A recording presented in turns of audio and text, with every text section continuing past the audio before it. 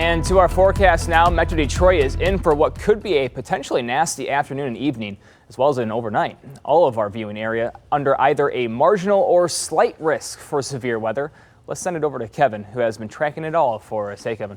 Yeah, hey Brian, good morning. This is going to be either some really strong storms or it just doesn't develop the way that that it needs to develop to get these strong thunderstorms. So there's still a lot of uncertainty in the forecast here, but the threat is there, the potential is there of strong thunderstorms. I have our storm chance at 40% by the end of the day today. It's a slightly higher chance of thunderstorms actually overnight tonight, and this may be two separate rounds.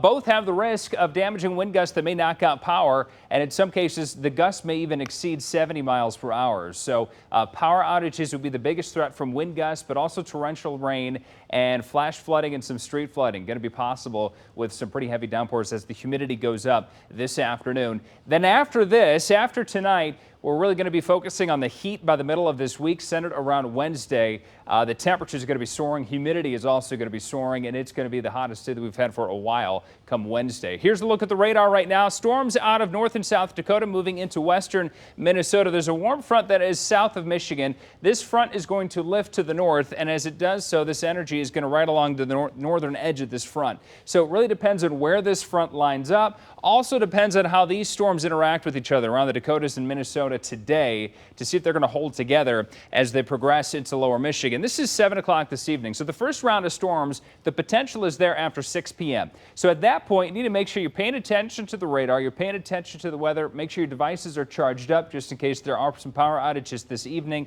And this one goes through about 10 p.m. or so. Now, after midnight, another round of some very heavy rain will be possible. So the second round, if we get this first round of storms coming through, the second round, the impact is going to be more of a threat of flooding with some torrential rain. This is showing some heavy rain north of Detroit, but the timing of this and the exact track is going to change. So, it doesn't really matter if I zoom in exactly in your neighborhood where it is. There's an equal chance that this slides to the north or slides farther to the south. But damaging wind gusts and then torrential rain and some flooding will be possible overnight tonight. Today, the temperature's topping out at 83. Tonight will drop to about 65 degrees. I think most of the evening commute will be fine and still dry, but the chance of thunderstorms starts to go up by 6 p.m.